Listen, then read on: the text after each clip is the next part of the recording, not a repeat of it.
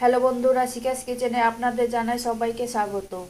আর সকলকে জানাই পৌষ সংক্রান্তির অনেক অনেক শুভেচ্ছা ও অভিনন্দন। কোনো রকম ঝামেলা ছাড়াই আজকে তৈরি করে দেখাবো দারুণ একটি সুস্বাদু জুসি পিঠা রেসিপি। এখানে আমি 1 কাপ জল দিয়েছি আর অল্প ঘি দিয়ে ফুটতে দিয়েছি জলটাকে।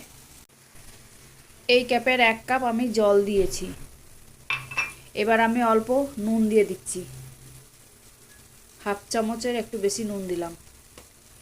এবার চালের গুঁড়িটা দিয়ে দেব।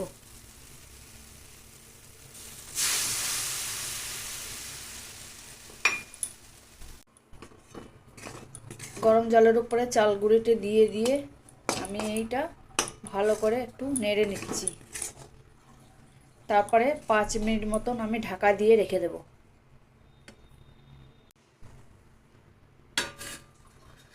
5 মিনিট পর আমি ফিরে আসছি। এই যে রেড কাউয়ের দুধ আমি দিয়ে দিচ্ছি। এখানে আমি 750 মতন দুধ দেব।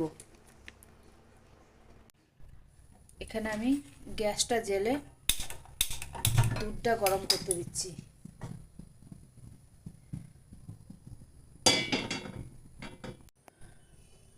আমি একটা বাটির মধ্যে ঢেলে নিলাম।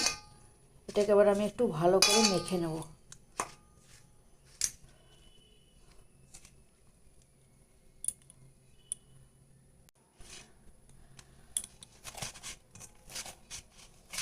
এটা চালটা মাখাতে দেখো একটু কিন্তু হাতে আমার লেগে যায়নি, খুব সুন্দরভাবে মাখা হয়েছে। এটা আমি লেচির আকারে কেটে নেব, দিয়ে চুষি বানাবো, চুষি পিঠে বানাবো।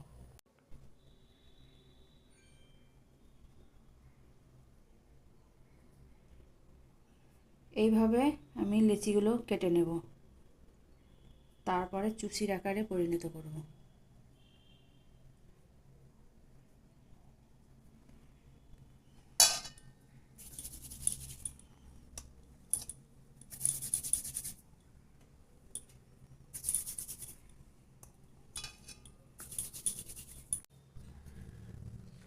দুধটা অনেকটাই ফুটে কম হয়ে গেছে। এখানে আমি 2টো এলাচ দিয়ে দেব। এইরকমভাবে আমি চুষি পিঠা বানিয়ে নিচ্ছি। আমি দুধের মধ্যে 2টো এলাচ দিয়ে দিলাম। আমি এখানে 1 বাটি মতন চিনি দিয়ে দিলাম।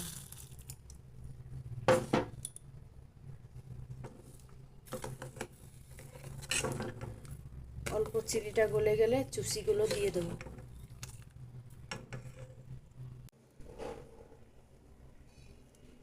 আমার চালের পিঠে তৈরি হয়ে গেল। এবার আমি দুধের মধ্যে দিয়ে দেব।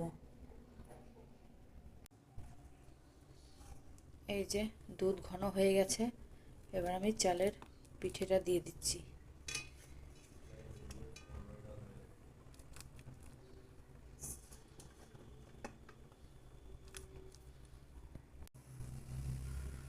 দেখো কেমন ফুটছে, দেখো কত সুন্দর ফুটছে।